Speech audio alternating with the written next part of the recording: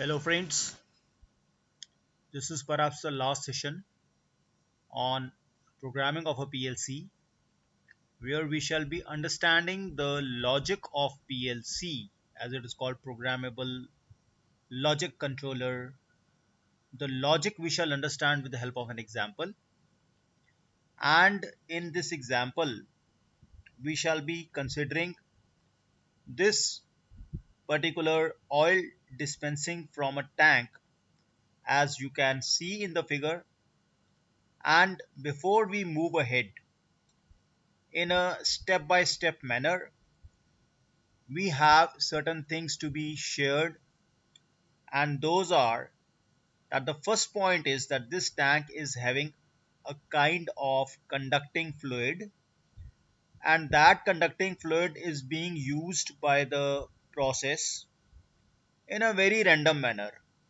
You cannot say when the drain will be on or when the drain will be off. It is as per the requirement of the user. What we have to ensure is that we control the level of the tank in such a manner that whenever this tank gets emptied, it should immediately start a pump, and that pump should start filling this tank with a kind of motor which is called fill motor. So these are the things we will be considering one by one. So the first thing is that the oil is consumed randomly. We don't have any kind of prediction or any kind of mechanism to know when the oil drain will be on or when we will be seeing it as in off condition. The second point is, as I said, that this tank needs to be refilled by turning on a pump with the help of a fill motor. The third point is, which is very important, that we have two hydrostatic switches that are used to detect a high and a low level. And it is very important to remember that here we are following a logic that whenever this particular switch, whether it is a high level switch as you can see on the left, or it's a low level switch as you can see in the right. I will just make it very clear that this one is a high level switch on the left and this one is the low level switch on the right, and it is deliberately at this moment of time colored green and colored red. It is done so because whenever this particular switch it comes in contact with the oil, it turns off. It turns off. That is, its logic becomes false. And if the level goes on rising high and high and high and touches this switch, this too will turn off. This will no longer remain on. This too I can represent it as by a red color. This will turn off. This is the high level switch, and ultimately when it comes down it will again turn on, and when this level goes down and down and down and becomes to this level that it no longer touches this probe, then this turn will also turn on or will turn true. So this is what we have to see, and this is what is written over here very clearly, that the oil touching the probe makes it off or false, and that is why you can see that this probe, it is touching the oil, it is red. Red means it is off. And this probe which is at the high level, at this moment of time it is not touching. When the whole tank will get filled, of course this too will be touching, but at this moment of time it is not touching. So this is on or this is true, and that's why we have represented it by a green color. Now friends, having understood this, we go ahead and see how should we make a letter diagram making use of what are the inputs. You are very right in guessing. If you can see, the input is this low level switch, the input is this high level switch, and the output is this fill motor. So by sensing the level from this low level switch and high level switch, at what point of time the motor should be turned on at what point of time the motor should be turned off. It's very simple. Our requirement is that the moment this level becomes this low, that it no longer touches this probe, the motor should start, and at the time when it goes on and on and on and it touches this point, the motor should turn off. And then when the again it starts emptying, it goes down and down and down, and when it becomes lesser than this, the motor should start, and when it starts filling up and up and up and it touches this one, the motor should turn off. So this is what the logic is. We have to draw, or we have to make a kind of ladder logic diagram out of this, and then see whether the diagram which we have made, it actually is following the logic or not. We can make a theoretical run, step by step run, keeping in mind which of the bits are on, which of the bits are off, and then we will actually implement it and see in an animation whether it is actually happening like that or not. So this is the way we are going to proceed.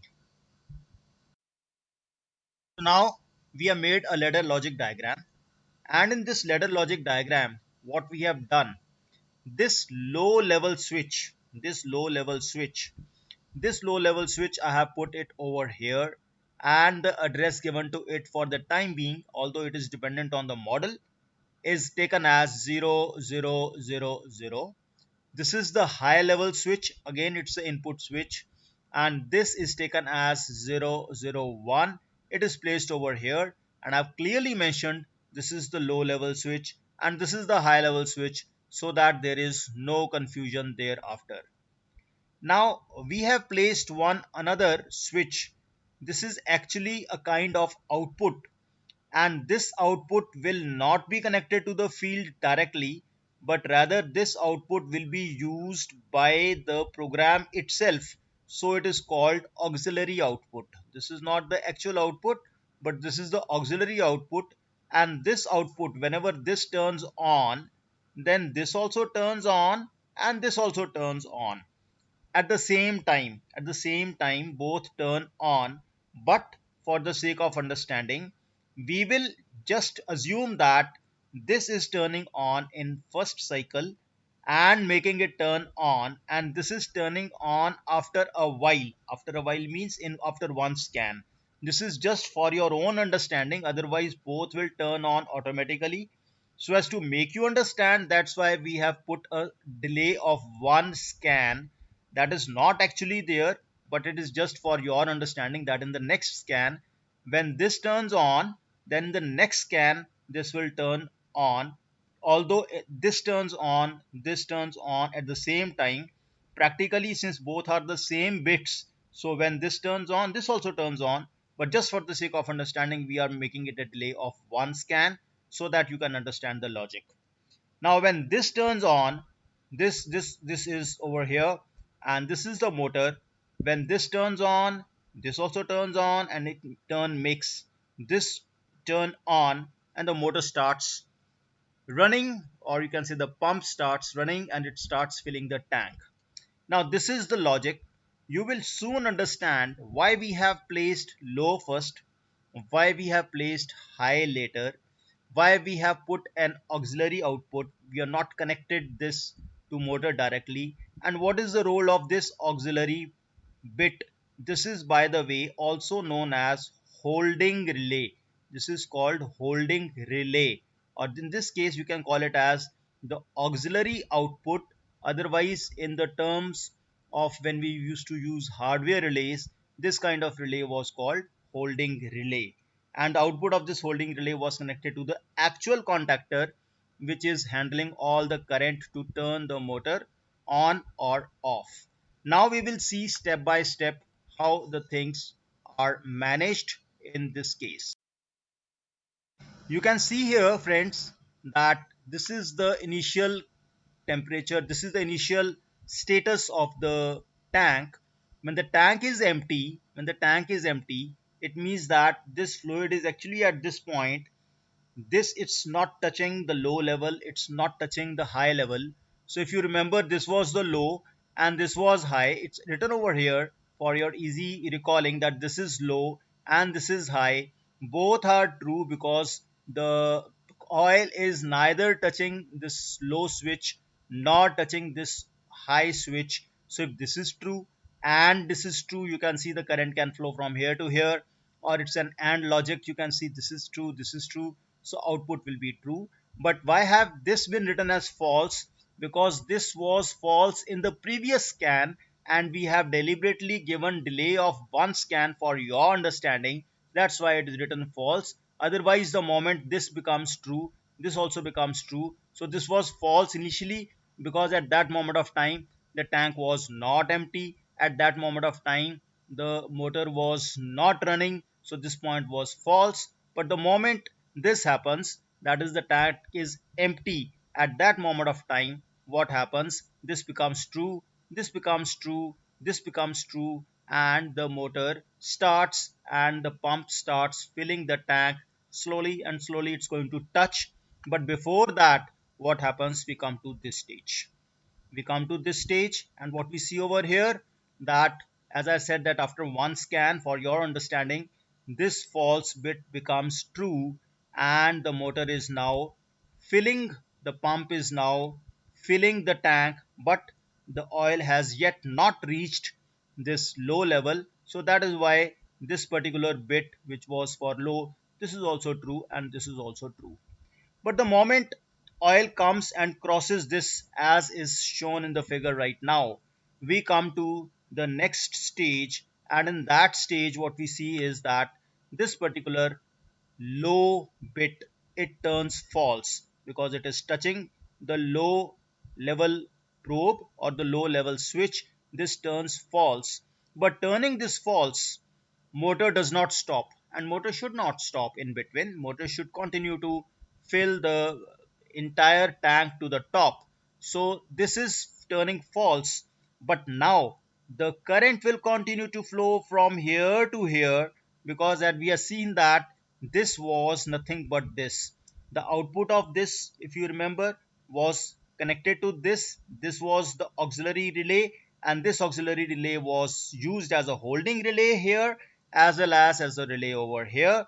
So although we have this thing is on, although this thing turns false, but this current will continue to flow, or you can say the logic will continue to be true from this path, and this motor will remain on till the point, it will continue till the point this level reaches and touches the high level. The moment it touches the high level, and I said that touching the high level means it's turning it off, and this is the high switch. As you can see, this is the high switch. In that case, this was false, this will become false again. So both this and this will be false, and since both are false, this will also become false because there will be no path from here to here. This is what we see over what's going to happen in this particular situation. And you come to this point when this is false, the low is false, and the high also becomes false. Though this was true in the previous scan, but this is not going to help, and this bit will turn off, and this bit will turn off, and the motor will turn off. And in the very next scan, this particular bit which was true, this also will become false, although it becomes false in the same scan, but just for your sake of understanding, we have given a delay of one scan. So this is the point when the entire tank is full. It is full means it is touching this level, it is touching this level. That is why this is also false and this is also false, and the motor is now false means the pump has stopped working. And now slowly and slowly, as and when the person who is draining out the oil as per his or her requirement, this level will go on falling, falling, falling. But before it totally empties out, it comes to this stage. This is the stage, this is the stage when this is on and this is off, but now it is coming down. Earlier it was filling up, now it is draining out, and at this stage we see this is the situation. And it is very interesting to note that at this situation, this is false, this is true, it means that the low level is still touching, it is not totally empty, and the high level is not touching, it means it is not totally full. But at this stage, the motor will continue to remain stop position. It will not turn because now the tank is in draining out mode. This situation of this being false and this being true is same as here, where this was false and this is true. But in this situation, the motor was filling the tank, then in that case it will continue to fill. In this case, now the motor is stopped and the tank is drained.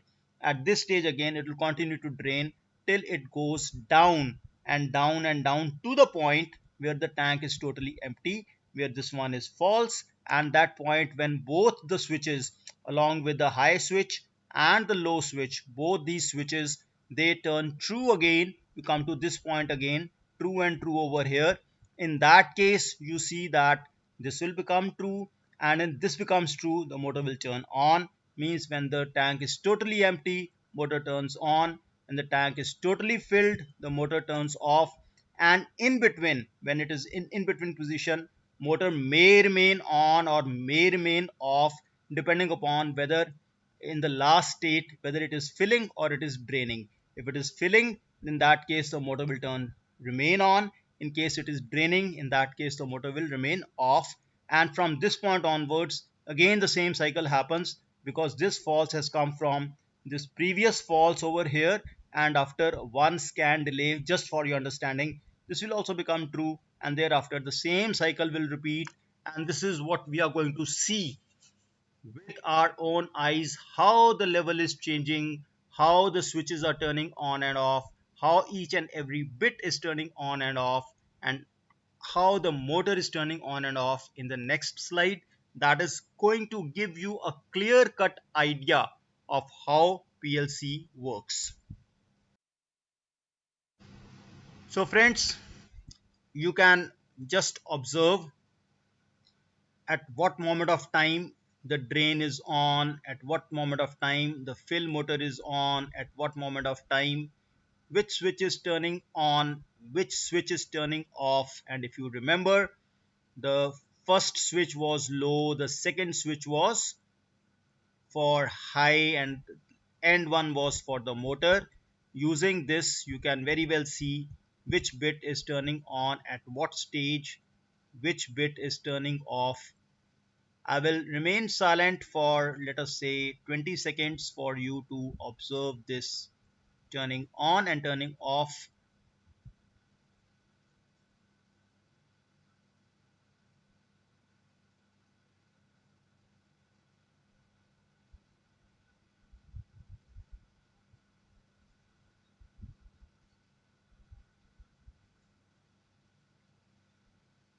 And I hope by now you have understood the entire process. In case you have not, you can always stop this video, go back and run it again and understand. So this was one example of writing a ladder logic diagram, of assigning the inputs, of assigning the outputs, of defining a logic, and see how this logic works.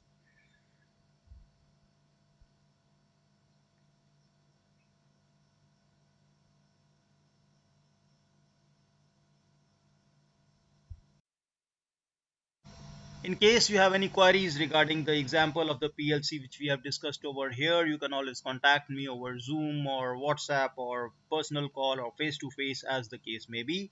I thank you for being with me. I hope you have enjoyed this session, and I wish you a very happy and safe stay.